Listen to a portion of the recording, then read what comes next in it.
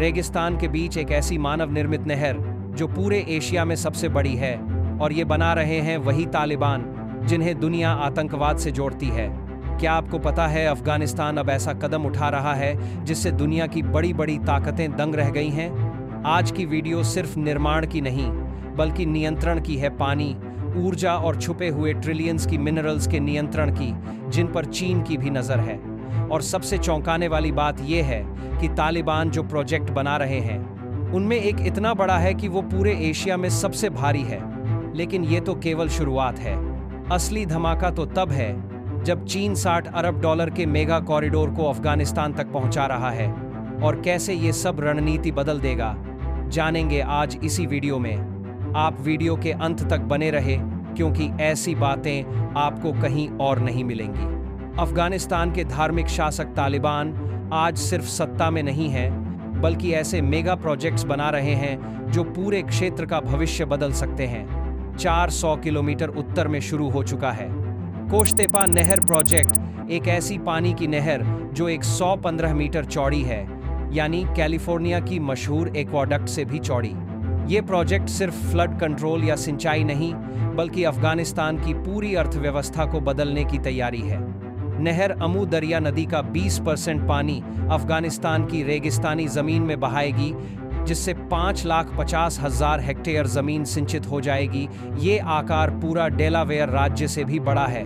सोचिए, इतनी जमीन को सींचा गया तो अफगानिस्तान अपनी खाद्य जरूरतें खुद पूरी कर सकता है। तालिबान ने इस प्रोजेक्ट में $684 मिलियन का निवेश किया है, जिसमें अतिरिक्त $100 मिलियन हाल ही में लगाए गए। ये साफ बताता है कि तालिबान सिर्फ दिखावे में नहीं, बल्कि अपने देश को बदलने को लेकर गंभीर हैं। 6,000 मजदूर दिन रात काम कर रहे हैं रेगिस्तान की सबसे मुश्किल जमीन में, जहां पहाड़, रेत और पत्थर सब चुनौती बनते हैं। लेकिन इस पानी के खेल में राजनीति भी है। पड़ोसी देश उज्बेकिस्तान और तुर्कमेनिस्तान परेशान हैं, क्योंकि यही अमू दरिया उनके कपास के खेतों के लिए भी जिंदगी है। तालिबान ने साफ कह दिया है, पानी हमारा हक है, चाहे आपको पसंद आए या नहीं। तालिबान सिर्फ नहर नहीं बना रहे, बल्कि ऐसे बांध और जल विद्युत प्रोजेक्ट्स भी लॉन्च कर रहे हैं जो अफगानिस्तान को बिजली के आयात से मुक्त करेंगे। बख्शाबाद बांध पर फिर से काम शुरू हो गया है, जबकि ईरान से पानी के अधिकारों पर कूटनीतिक झगड़ा चल रहा है। अब तालिबान ने नया संदेश दिया है, अफगानिस्तान सिर्फ पानी का उपभोक्ता नहीं, बल्कि पूरे क्षेत्र के जल संसाधनों का नियंत्रक बनना चाहता है।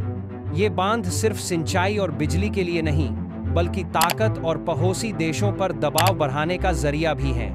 यही नहीं, जो भ्रष्टाचार और फंड की बर्बादी पहले अमेरिकी समर्थित अफगान सरकार में थी, उसे अब तालिबान ने ड्रास्टिक तरीके से खत्म किया है। इंटरनेशनल रिपोर्ट्स के मुताबिक तालिबान के नेतृत्व में नए निर्माण कार्य ज्यादा ईमानदारी और दक्षता से पूरे हो रहे हैं, जिससे जनता को असली फायदा मिल रहा है। अब कहानी शहर की ओर पलटती है। तालिबान ने काबुल न्यू सिटी नामक विशाल शहरी विकास शुरू कर दिया है, जिसमें 722 वर्ग किलोमीटर के इलाके पर फैला नया शहर उभर रहा है। 2.5 लाख से ज्यादा घर, जिसमें 11 लाख से लेकर 30 लाख तक लोग बस सकते हैं। यहाँ सिर्फ रिहायशी भवन नहीं, बल्कि यूनिवर्सिटी, क्लिनिक, शॉपिंग सेंटर, हरियाली, स्कूल, अस्पताल, पार्क, मतलब पूरी तरह से नया मॉडर्न काबुल। इस परियोजना को 2 चरणों में 30 साल में पूरा करने का प्लान है। गोल्डन सिटी सेक्शन में 42 छोटे बड़े मकान बनाए जा रहे हैं, जहां 23,000 लोग बसेंगे। केवल अगस्त 2023 में ही पार्सल बी में 6,600 घरों का निर्माण शुरू हुआ, जिसमें 40,000 लोग रहेंगे। 2024 के अंत में पार्सल 2.6 पर $700 मिलियन खर्च किए जा रहे हैं, जिससे 52,000 नए घर बनेंगे। और ये सब सिर्फ शुरुआत है। आने वाले दशक में अफगानिस्तान का नक्शा पूरी तरह बदल सकता है। तालिबान ने भौगोलिक शक्ति को भी समझ लिया है। अफगानिस्तान का स्थान दुनिया के सबसे महत्वपूर्ण व्यापार मार्गों के बीच में है। चीन पाकिस्तान आर्थिक गलियारे ACPEC का विस्तार अब अफगानिस्तान तक पहुंच चुका है। मई 2025 में चीन, पाकिस्तान और तालिबान ने मिलकर एक ट्राइलेटरल समझौते पर साइन किए, जिससे शिनजियांग चीन से पाकिस्तान होते हुए अफगानिस्तान तक सीधा लिंक बनेगा। इससे चीन को मध्य एशिया के बाजार और अफगानिस्तान के मिनरल्स मिल जाएंगे। इसी के साथ शुरू हो सकते हैं अफगानिस्तान के मिनरल्स मिल जाएंगे। गई है ट्रांस अफगान रेलवे परियोजना, 573 किलोमीटर लंबी रेल लाइन, जिस पर $4.8 बिलियन खर्च होंगे। ये लाइन उज्बेकिस्तान से पाकिस्तान तक बनाएगी, जिससे माल भेजने में 35 दिन की बजाय सिर्फ 4 दिन लगेंगे। अफगानिस्तान के पश्चिम में CF हेरात रेलवे 2023 में चालू हो चुका है, जिससे ईरान और अफगानिस्तान आपस में जुड़ गए हैं। अब अफगानिस्तान को अंतर्राष्ट्रीय पोर्ट्स और मार्केट्स तक सीधी पहुंच है। और ये तो सिर्फ शुरुआत है। असली खेल तो तब है जब बात आती है टपी पाइपलाइन की। तुर्कमेनिस्तान, अफगानिस्तान, पाकिस्तान, भारत 33 अरब क्यूबिक मीटर नेचुरल गैस हर साल इन 4 देशों में जाएगी। ये $10 अरब की योजना 1821 किलोमीटर लंबी पाइपलाइन में तब्दील होगी। तालिबान ने सितंबर 2024 में पाइपलाइन पर काम शुरू कर दिया। तुर्कमेनिस्तान के अधिकारियों के साथ समारोह भी हुआ। अगर ये प्रोजेक्ट पूरा हुआ तो अफगानिस्तान को हर साल लगभग $1 अरब की कमाई होगी और हजारों लोगों को रोजगार मिलेगा। इसको रणनीतिक रूप से देखें तो ये अफगानिस्तान को पूरी ऊर्जा, स्वतंत्रता और क्षेत्रीय दबदबा देगा। इतना ही नहीं, काजा 1000 प्रोजेक्ट भी लॉन्च हो चुका है। $1.2 अरब की बिजली ट्रांसमिशन लाइन, जिससे किर्गिस्तान और ताजिकिस्तान की जल विद्युत शक्ति अफगानिस्तान होते हुए पाकिस्तान पहुंचेगी। अफगानिस्तान को 300 मेगावाट बिजली मिलेगी और पाकिस्तान को 1000 मेगावाट। वर्ल्ड बैंक ने 2024 में इस प्रोजेक्ट को फिर से फंड को नीव सी एक्ट करना शुरू कर दिया।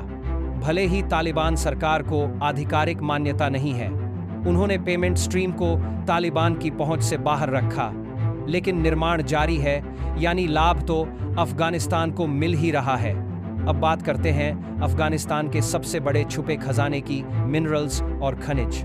यहाँ lithium, copper, rare earth elements की भरमार है, जिनकी मांग इलेक्ट्रिक कार और स्मार्टफोन इंडस्ट्री में है।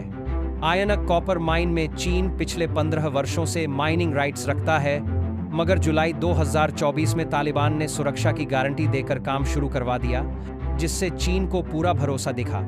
ऐसे सौदे अफगानिस्तान के लिए राजस्व पैदा कर रहे हैं। 2022 में वर्ल्ड बैंक के आंकड़ों के अनुसार तालिबान को $1.54 अरब का राजस्व मिला, जिसमें बड़ा हिस्सा माइनिंग टैक्स से आया। यही पैसों से नहर, सड़कों, सुरंगों और अन्य प्रोजेक्ट्स फंड होते जा रहे हैं। मिनरल्स की कमाई देश का इंफ्रास्ट्रक्चर बना रही है। तालिबान ने 11,000 फीट ऊंचाई पर बनी 2.7 किलोमीटर लंबी सलांग सुरंग का पुनर्निर्माण सिर्फ 1 साल में $100 मिलियन खर्च करके किया है, वो भी अपने टैक्स से। ये दिखाता है कि अब इंफ्रास्ट्रक्चर विकास वाकई गंभीरता से हो रहा है। अगर आप जानना चाहते हैं कि आने वाले 5 सालों में ये इंफ्रास्ट्रक्चर क्रांति क्षेत्रीय राजनीति को कैसे बदल सकती है, तो वीडियो को लाइक और शेयर करें, अपनी राय कमेंट करें और चैनल को जरूर सब्सक्राइब करें। अगले एपिसोड में फिर मिलेंगे, तब तक देखते रहिए और सोचते रहिए।